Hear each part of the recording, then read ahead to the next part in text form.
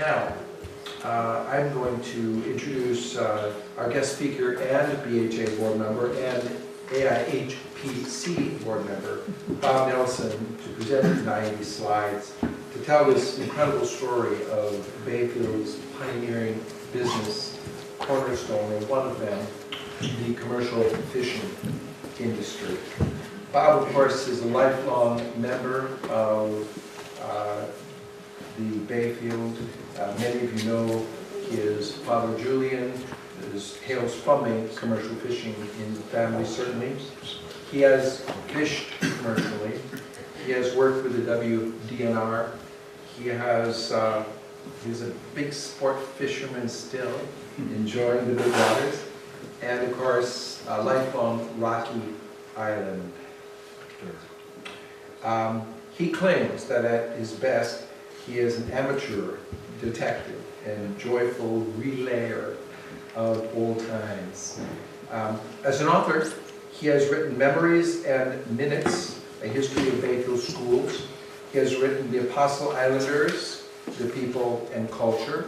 He has also authored Harbor City Chronicles, The People and Culture of the Apostle Islands, Bayfield Peninsula and the Chequamegon Bay, a journalistic history review and reminiscing from the old Bayfield Press and the Bayfield County Presses of 1871 to 1921, and of course many photos as Bob loves.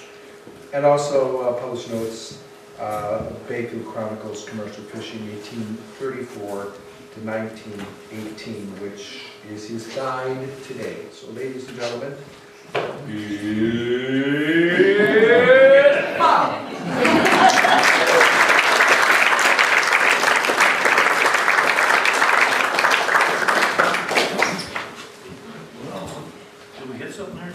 I don't think so. Yeah. The show's here. Let's talk about that slide. I'm saying the word, where's Bill Gover now? So this is a close-up of Lake Superior under special camera lens. That's 75 feet down. Do we kick that out or?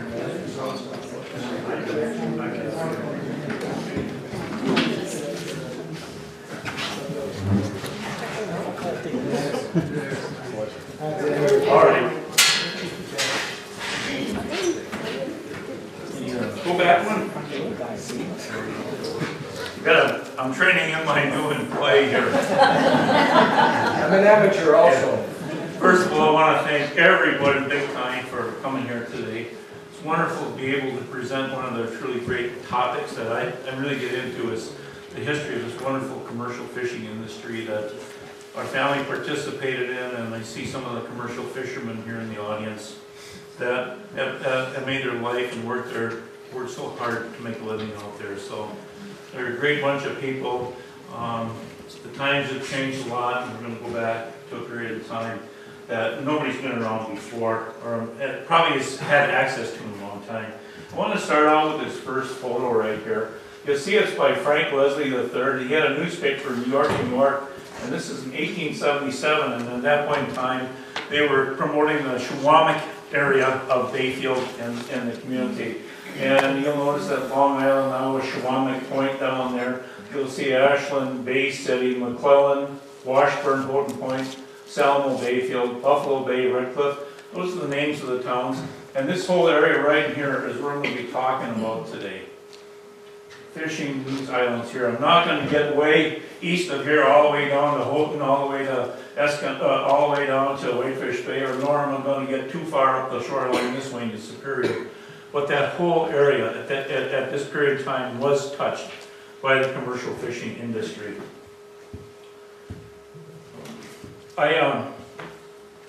When I started this whole project, I got heavily involved in researching this particular topic probably 5 or 6 years ago, and I started to read in the basement down here some of the old Bayfield presses that went back to 1871, that period of time up until about 1920.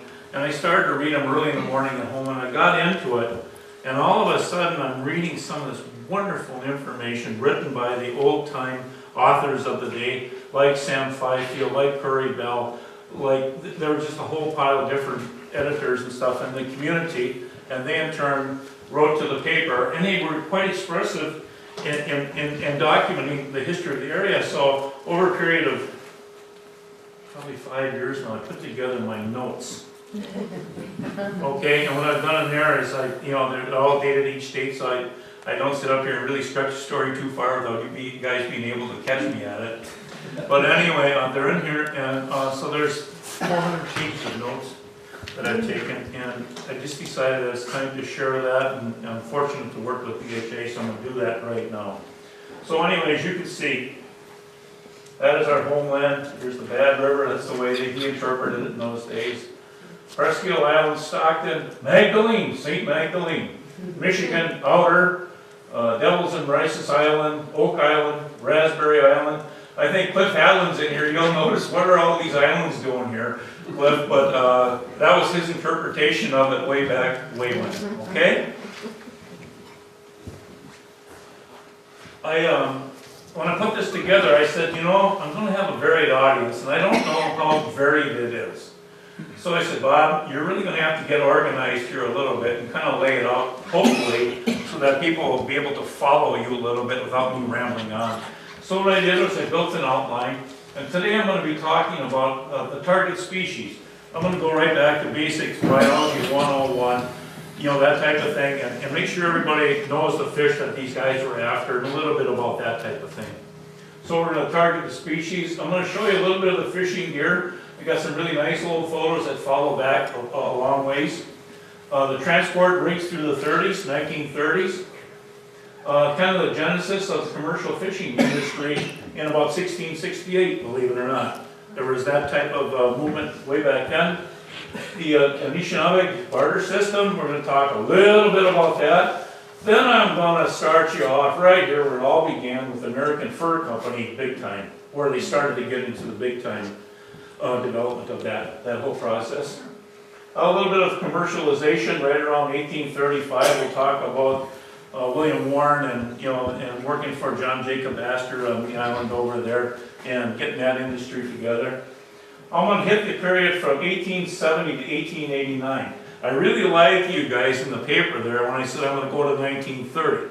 But as I was talking to everybody else here, I said if I went to 1930, I'd have everybody here till 3 in the morning. And I don't want to do that today, so I'm going to do this as a part 1.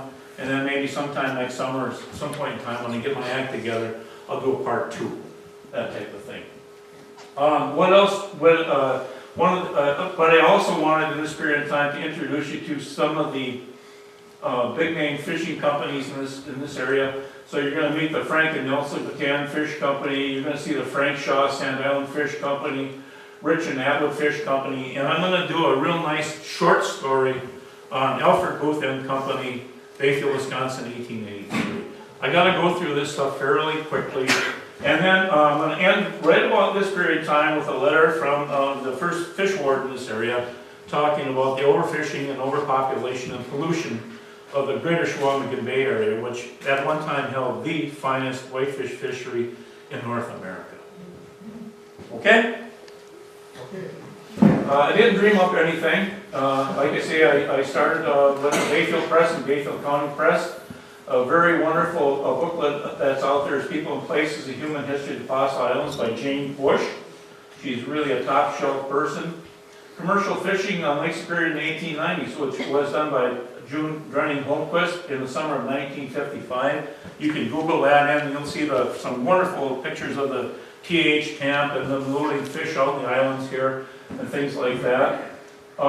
There's another nice article written by David Fritz with the National Park Service Denver Service Center, and he did a history. This is chapter 2 of the Hokanson Fish Dock, and so it's a historic resource study.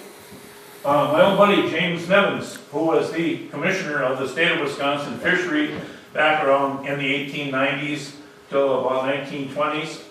I use his reports to the fishing industries quite often, and they're all documented in my notes here. My old friend Hamilton Nelson Ross with LaPointe Village Outpost.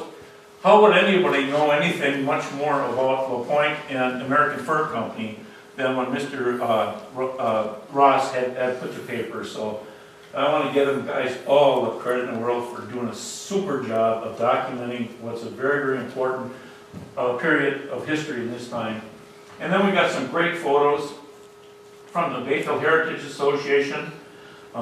There's over 10,000 photos downstairs. I was probably got about 40 of them here.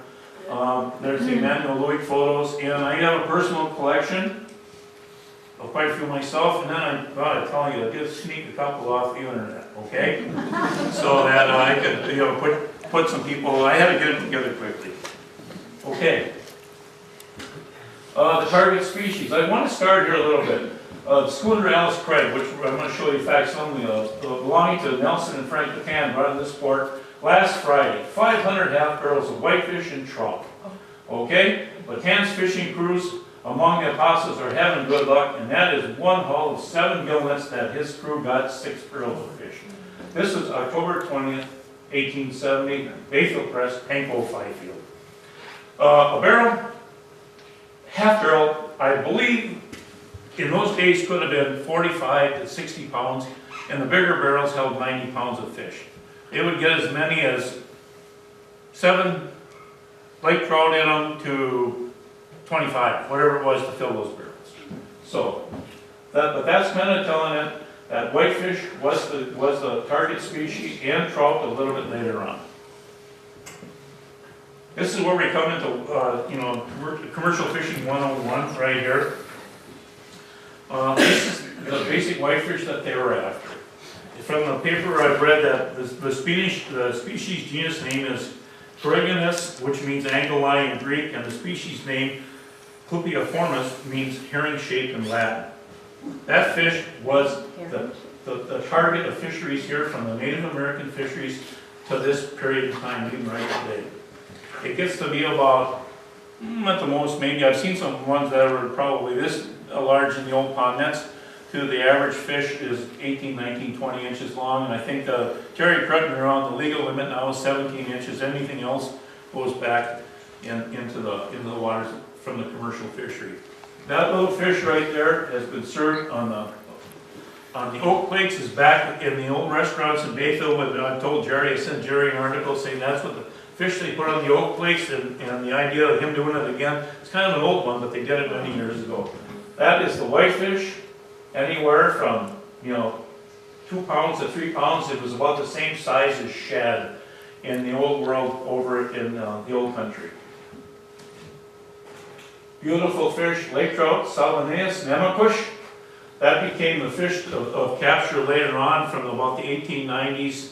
They pretty much fished the whitefish out of the area by then. There was a lot of pollution, and I'll get into that later on. So they altered their methods, and they went deep water fishing for lake trout. That's the fish that guys are catching hook and line right now. It's in the commercial nets. It's what you eat in all the fine restaurants in Bayfield. It ranges anywhere from the legal limit there is 17 inches. It'd be about a 2.5 pound fish.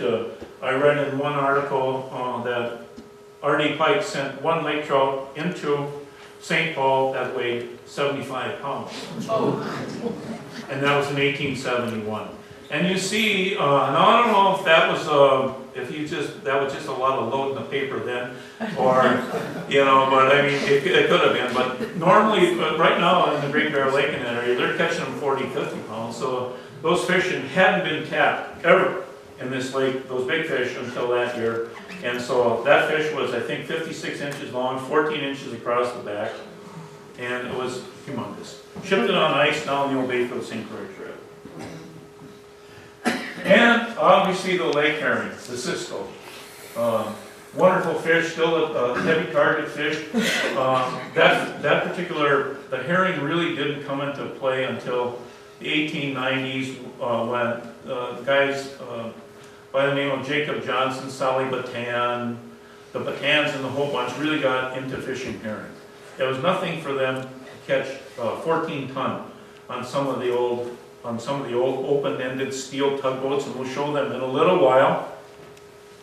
That little fish right there, well, anywhere from 8 inches long to 2 feet now. Some weigh 3-4 pounds. In the old days, when they used to fish the 2 9/16 inch or 2.5 inch mesh, they were probably maybe half a pound or something like that. So they've all gone by, I mean, that's the fish right now. That was a big target fish in the 1890s, and it still is a big target fish by the commercial fishery of this day and age. Any questions on those fish? Yeah, Clifford. Do you know when they salted those herring and whitefish, did they backsplit them, did they take the backbone out, or did they make a regular fillet out of them and salt the fillet? They're a good sized fish, you can't salt the whole fish, you gotta cut it. Yeah, I've never seen any attention where it said, they said salted barrels of whitefish. Maybe they just split them once like they did with the herring, They could cut have. the backbone on one side. Yeah, I think probably that's what they did, and then they brought, in those days, they would bring all the salt and stuff to the islands. They'd have a schooner, we'll see some schooners here, they would drop the stuff off, drop the barrels off, drop the salt off, and the guys would live on the islands in fish camps, and they stay there from the middle of April until just after the election. That's how they knew they'd have a big election in Bayfield if the guys came off the islands by then. So they were living on the islands, okay? So to answer your question is, Cliff, I don't know for a fact, but I would assume that they would backsplit them, and the same as they did with this fish, which basically cut the head off, down the back, take the guts out, put them in, put some salt on, piles of 5, and then you put them into a big 90-pound barrel like that. Okay? Here's an old friend in Bayfield. His name is Les Cornell, and he's by his ship, the Don. And another fish they pursued heavily after that was Salmoneus sisquoi, which is kind of like a kissing cousin to the Mackinaw. Remember we just went through Salmoneus amakush? This is the fat trout, that's the lean trout. And my dad claims that there's probably, he would dispute what the DNR would have to say, he said there's 9 different breeds of lake trout in this lake. So this happens to be, you used to see 2 of them, but there's a lake trout that actually spawns up creeks and everything else. But that really doesn't have a lot to do with commercial fishing, because not too many guys ever set a net up a creek. But anyway, you'll see how this fish is. It's really a fat fish, a big-headed fish. It's still got the tapered tail, and it's probably a hybrid, or it's a species within itself. Maybe Terry, you know more about it than I do. Yeah. So anyway, that's the Dawn. That's a Les Cornell, and that's a big fat.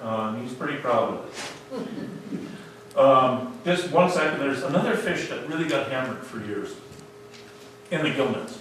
And in my notebook here, which, like I'm telling you, back in the 1870s, you see lots of allusions to the LaPointe boys had some small mesh along the shoreline, and they were catching brook trout. They were catching brook trout for the restaurants and everything in Bayfield. I mean, and they got them by the tons. And they would get these big lake brook trout up to 4 or 5 pounds. Old Jim Chapman was casting off the dock in Bayfield, and they were getting brookies off the old docks in Bayfield that weighed 4 or 5 pounds. And I've got that registered too. So the commercial fish at one time was also brook trout. But that became a fish that was not allowed to be caught anymore other than hook and line. So I wanted to mention brookies a little bit. Fishing gear, basic 101 again, okay? I went back and I found some notes from Father Claude Blone describing fishing in his report entitled Of the Mission of Saint Esprit at Shirwamigan Point in Lake Tracy. We'll get into that a little bit later.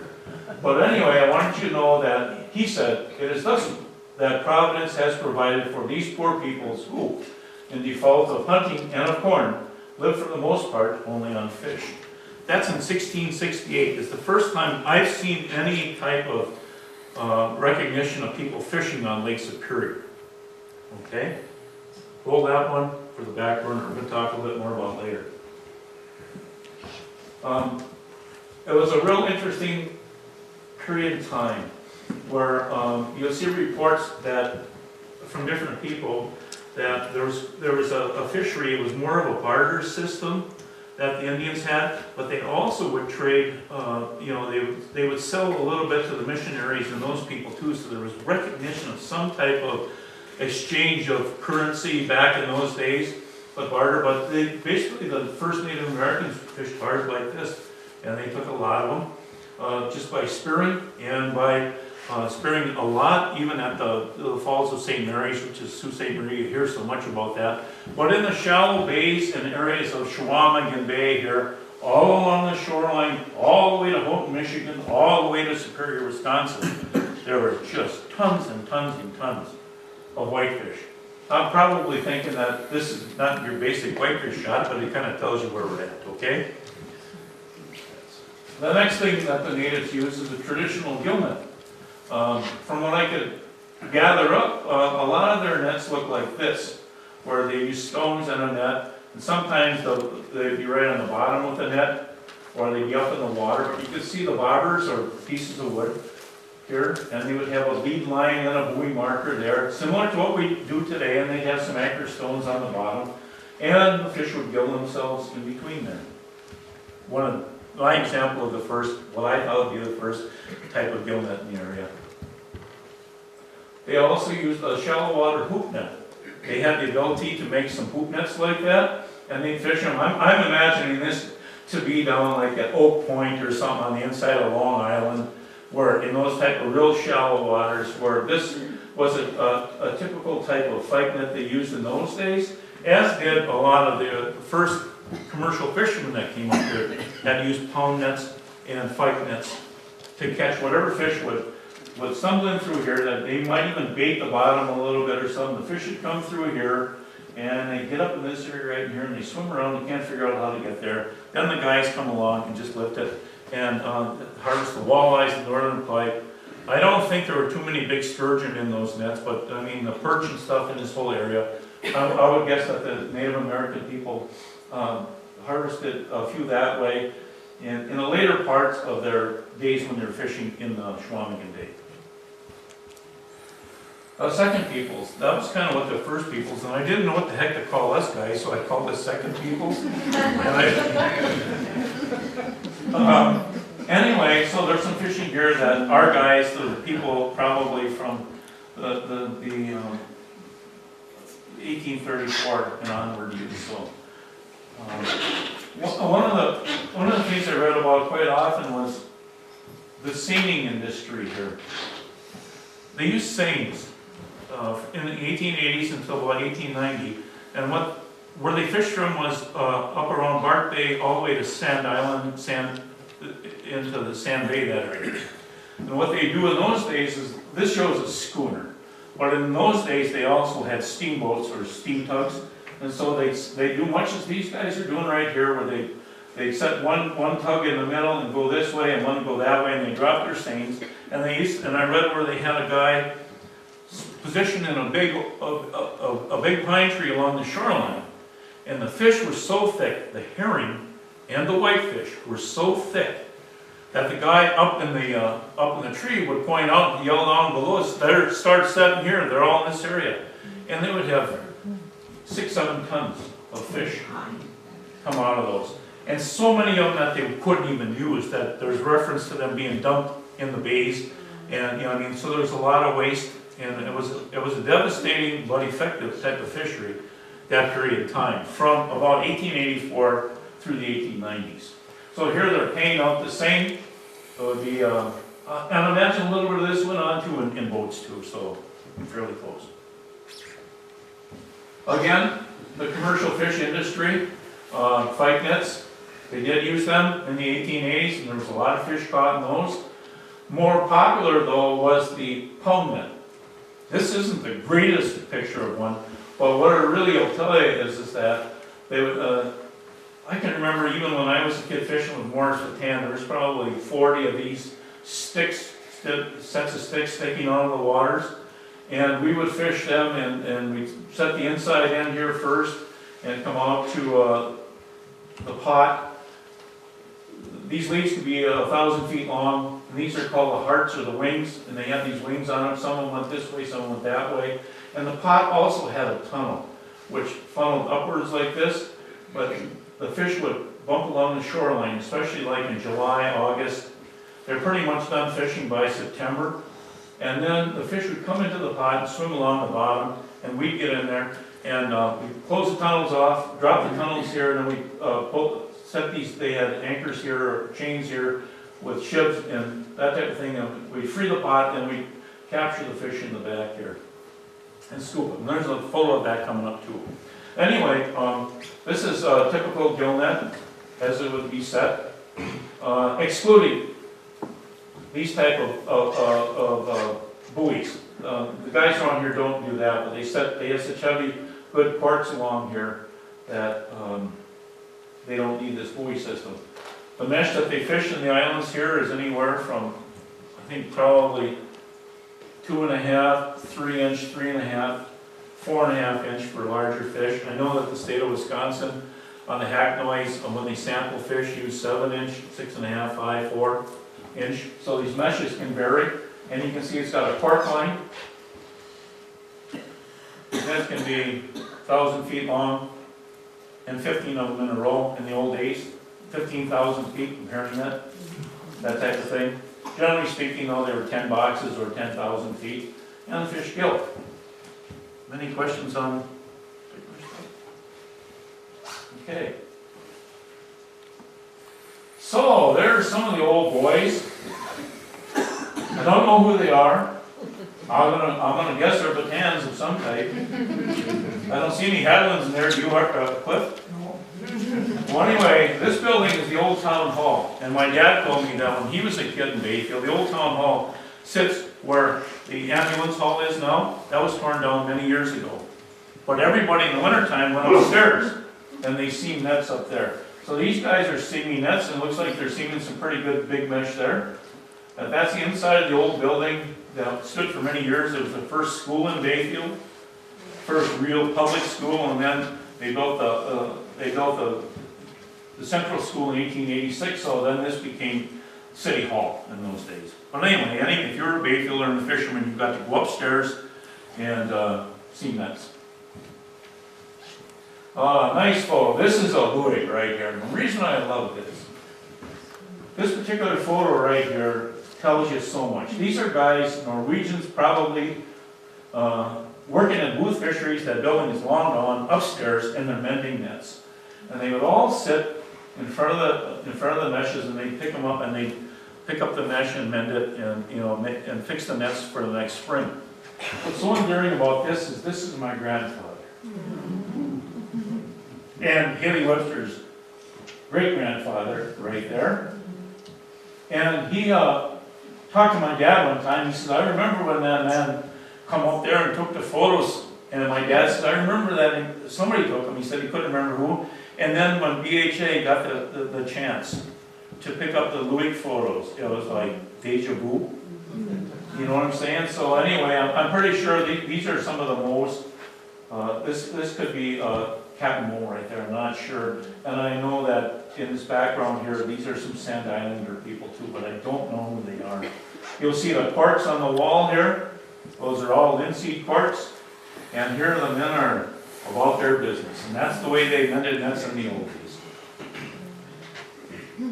Nice photo. These are herring nets. And this is at the North Dock in Bayfield, down where Booth Fisheries is. And things have changed a lot. But here the guys are reeling and probably going to slug some herring nets, or they're just going to fix them up a little bit and send them back in the lake. But you can see that this is a nice photo. And I'm thinking this is probably, I'm not sure, I think it's probably a guy that worked for Solly Batan or somebody, or it's over by the Booth Dock. This is nets on the reels. They come out of the lake. They're probably done fishing now. They need repair. All these quartz got to come off of here, get dried out, linseed oil, and then hand rubbed again, put back on the nets. It was a great big job to be a fisherman. You worked all year round. You didn't have any time off ever for vacations to Florida. And here's what it's all about. This is the tug F.R. Anderson.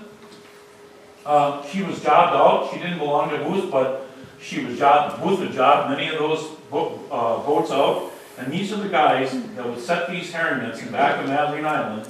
And that's one of the lifts. One of the interesting things about it is that my dad told me, he says, in the old days, they didn't have these nice heated boats like these guys have nowadays, where you get in the cold, hit the cold stove, or hit the electric button and it's nice and warm. No warm water on the picking table or anything.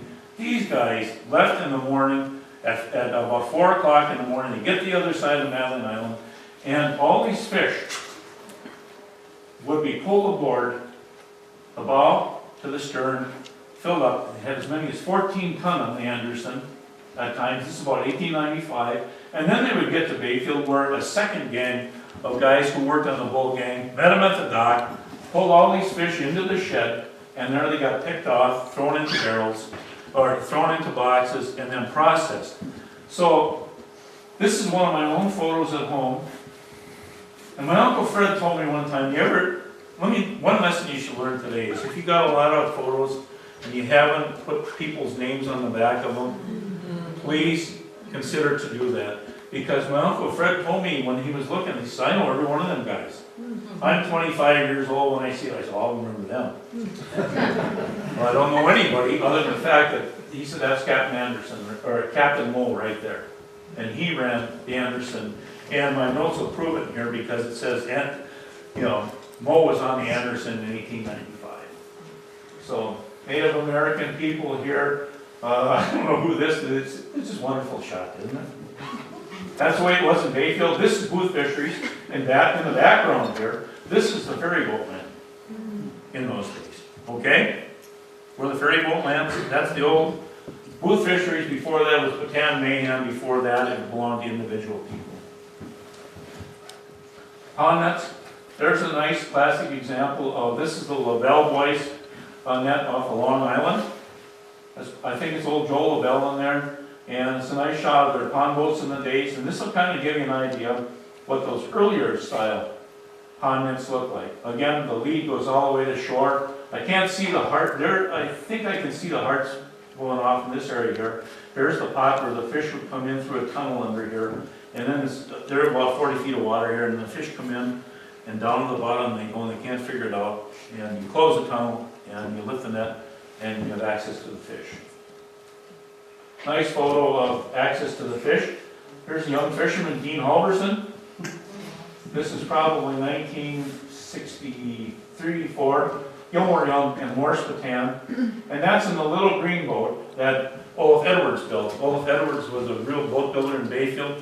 He used to build 1 to 2 a year for many years, and I think that's one of his last ones, right, Jim? I think so, Bob. Yeah. It has no name. We call it the little green boat, and I ran it as a kid too because I worked for Morris for about 5 years. Had a tiller in the back, and it was one of the coolest little boats you ever had saw in your life. Little Chrysler Crown engine in it, and off it goes. Fish rigs through the 1930s.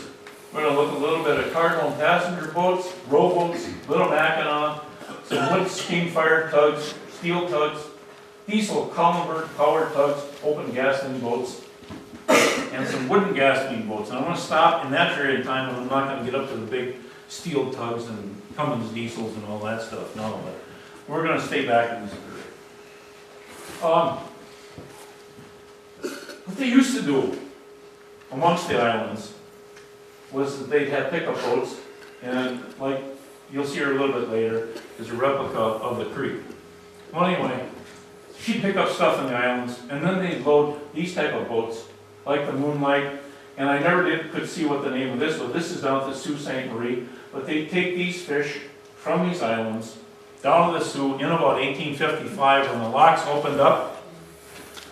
Prior to that, they'd take them down to the locks, and they had to pull them off to the side, put them on rollers, and they'd roll those big boats down the Sault Ste. Marie Main Street, take them around the other side, and then in the water they go, and they go to Detroit, Buffalo, Chicago. So a lot of these fish went that route on these big boats in those days. So that's the type of boat that they get loaded onto, or they'd be hauled on barges behind them. There's another boat that came to Bayfield many years ago. She's laying on the bottom east of Michigan Island, probably 75 fathom water somewhere out there. That's the Manistee. These boats came to Bayfield. They not only picked up fish and stuff like that, but they also brought the minstrels to town. They brought the elegant people to Bayfield to stay in the beautiful hotels and stuff in the area. They brought apples in the spring of the year, apples in the fall of the year. They brought the flour when this whole area was closed off to everybody from ice out from ice making maybe in December till April. So they would come at the last run at the end of the year and supply everybody for the year. They also hauled the fish out of here, so they were transport boats. That's the Manistee, and she's in the bottom. And quite a story. I'm hoping Don will talk a little bit about her later. This is Bayfield. This is the Dalrymple dock. If you go down on the waterfront right now, that dock is underwater. It's not there anymore. My dad tells me when he was a kid, he was in real tough shape then. He said, but all his kids used to dive off the end piers there. So when he was a kid, would have been in the 20s. But anyway, here's a picture of a little local boat, the Stella V, which is Bataan, some of the Mackinaws, and the India was in town. And she would bring the people, and she'd have cargo, and she'd haul fish for the Lake Superior, what the heck is the name of it? Transport company. And so she'd haul fish. So this type of boat was in Bayfield, circa 1890. Here's a wonderful photo right here of the boat I just love. That's the old Nellie B. That belonged to the Bataan boys, which we'll get into in just a little bit. So as you can see, there's transport boats haul fish out here all the time. Here's a transport boat. The railroad came to Bayfield on October 12th, 4:05 in the afternoon, and it forever changed life in Bayfield. But many of the fish that the railroad coming to Bayfield is why guys like Booth and people came to town in that gang. So they would load their fish out of here, transport fish out of here. So I thought I'd throw that in to see if you're really paying attention. Yeah, Paul. How many years did they, or what year, till what year did they transport fish on the rail? They were hauling for Booth Fisheries in the 60s, early 60s, right, Cliff? Yep. So I don't know if Badine hauled any after that or not on the. I don't know, Keene shipped on them. Yeah, Keene did, and then Badine picked up the Keene franchise. So up until the probably 66, maybe they were shipping fish out of here. Were they using boxcars or reefers? I don't know. I think that they were cooler cars. Is that a reefer car for you? Yeah. So that's the old Omaha, anyway. So they gotta make a living, so they go to the waters, okay? And the method of fishing early on, as you can see there's nets in here. This is a really old photo that Bayfield Heritage has here. They used to set their nets off these sand points, and I have no idea where that is. It almost looks like it could be Hardwood Island. I don't know, it's not rocky, it's not ironwood. But anyway, it's one of the islands, and these are the guys sculling. So they get out here in 50, 60, 80 feet of water, drop their nets, like I showed you, set them, and then pull them up hand over hand, and then they work their way back to the shoreline there, sculling with that long oar. And when they got in there, then they would they'd have a little shed usually, or a place where they could work on fish. They'd dress them, clean them up, back split them, wherever Cliff said, and then they put them in the salt kegs, and then got the boats like the Ellis Craig or the Emma Maria, or any of those schooners would stop by the beaches there, and they'd have to roll out, and they'd have these davits and big hoists, and they'd pull all those fish in there, and then those fish would go from there down to Sault Ste. Marie or along into Ontonagon, or places that they sold their fish. And that's the way they transport them. So this is an old shot here of an old rowboat, some guys with some nets in there sculling. So how did they get their money? Did those ships pay them at that time for their fish? Or did it have to be sold and then money come back? Probably in that period of time, those fish went through brokers like Frank Bataan, Nelson Bataan. I'm not sure exactly, I don't know, I think probably a guy like Frank Shaw at Sand Island also made the deals with them, says money before they fish leave, that type of thing. Okay. So I'm guessing only that maybe they got paid by the captain on those steamers or something. They did get paid. Yes? Bob, they were given, when they pick up the fish off the islands, they were given a coin, like the Henry Johnson coin. Every fisher got their own coin, and that coin they could bring to town and get cash for it. Yeah, and I don't know if that, and that could be that they went to the banks and they were redeemed in the banks that way too, so that's a really good valid point. I wanted to show you Booth Fisheries. This is a Burt Hill photo, I believe. But this is the tug camp. And I believe that's the Barker out there. And these are some of the utilitarian fish boats of the day. They didn't have gasoline boats in Bayfield until about 1902. The first one I ever saw, a gasoline boat, was a Cracker Jack, and it was owned by a guy by the name of Howard Hale. And they could never get it to run, so they didn't use it until about 1903, and that's when the Hadlin boys came to town, and they were selling the Red Wing engines and stuff like that. They were a much more reliable engine. One luners, two cylinders, none of these, 500 horse diesels that are running around now. But these are typical two-masted Mackinaws that fish out of Bayfield from 1870 to about 1900, right in that period of time, and they were very productive. So I want to show you this one. One of the ways they got to the islands, and I don't have a good photo of it, is they were basically 10, 12 of these little rigs would be behind a steam vessel, that type of thing, and they tow them out to their points. And this one looks to me like it's going awfully fast and not having a sail. So I'm pretty sure it's being towed to town. But you can see the guy's right there. He's got a big lake trout. He's got his nets in there, and he's in the stage of dressing the fish. I'm pretty sure that they're headed somewhere behind either a steamer, or they were also transported behind the big sailboats of those days, the schooners, the revenue cutters. Another nice shot of a smaller tugboat in the area. That's down at the North Dock, also called the Dalrymple Dock. This is the Booth Fisheries Dock. This is the ferry boats tie up on this side of it now. So that dock is still out there. This one's gone. All these guys are gone, and that boat is gone. Bigger boats. I threw this one in there. This is from Jim and Marge Miller. Jim's brother Bill Miller had a pile of good photos.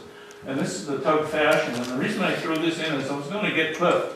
I think that's a pentwater, isn't it? See that lifter there? I had the dome top. Yeah. So that's a pentwater. So this is right around 1900.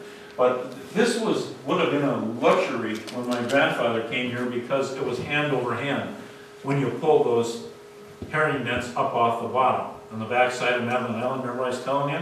Back of that island over there, 14 ton.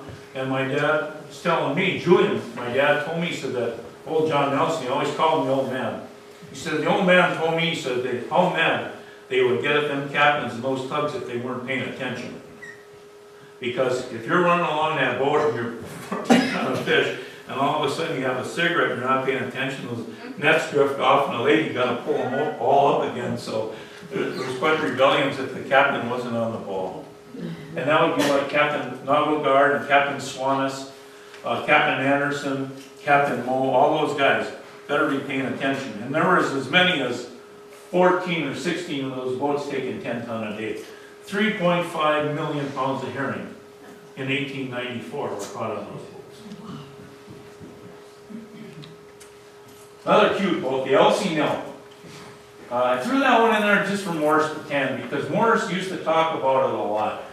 What's interesting about this is that when they got done herring fishing in the fall of the year, this is Solly Patan's operation, which would have been right across the street from City Hall downtown. That's where that was, right down by the park.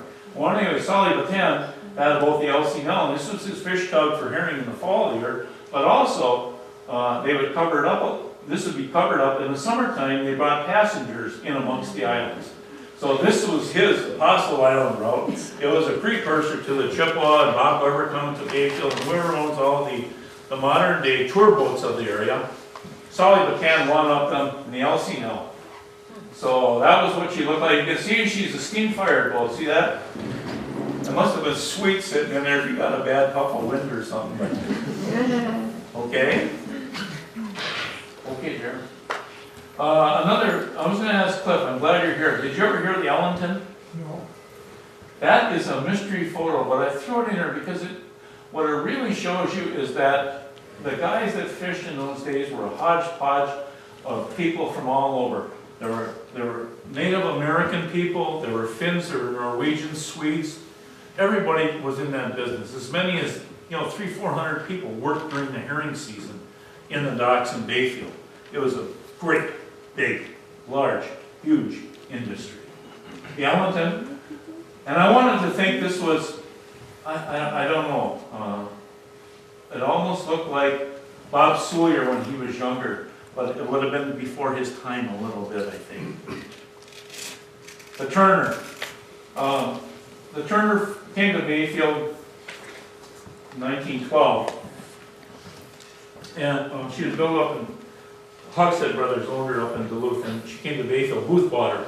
And she was the boat that toured the islands, that picked up, went to all the fish camps, and brought iced hot milk, butter, bread, took the fish from the fishermen back to Bayfield, brought them back to A Booth Company, and sold their fish. So this is the Turner. She was a Booth boat. She was here until 1938, when she was replaced by this next boat. Oh, I lied. Anyway, I was going to tell you a little bit more about the Cullenberg engines. These were the engines, these were the state-of-the-art diesels in those days. And you can see there are 2-cylinder, 3-cylinder, 4 cylinders. They had about 100 horsepower up to, what does this one say? 180 to 200 horsepower. Man, you had a Cadillac engine in those days. Built by Cullenberg Brothers in those days. And this is the inside. And I think Cliff, you told me one time what boat that was, and I don't remember. But that's a Cullenberg lined up in there. And I don't know if that's the Ione or... Remember you were explaining that to me one time. Yeah, I don't know. Where was Cullenberg made? It's probably the Dawn. Two Rivers, Wisconsin, yeah. Anybody that had a Cullenberg in their boat, you were considered, the head of the game. I think that was the Dawn. In the Dawn, that could be the Dawn. Yeah, Gary, How many RPMs were they turning at full bore?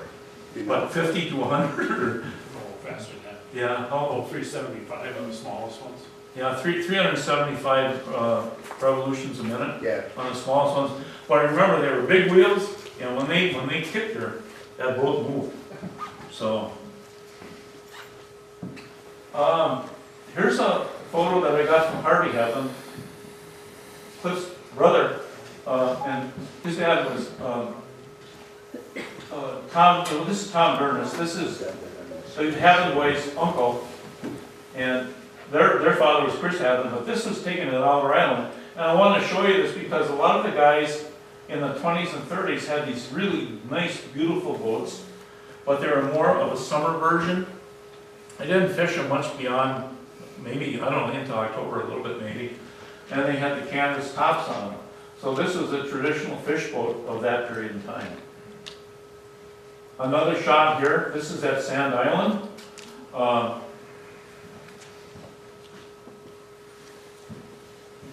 This is at Sand Island at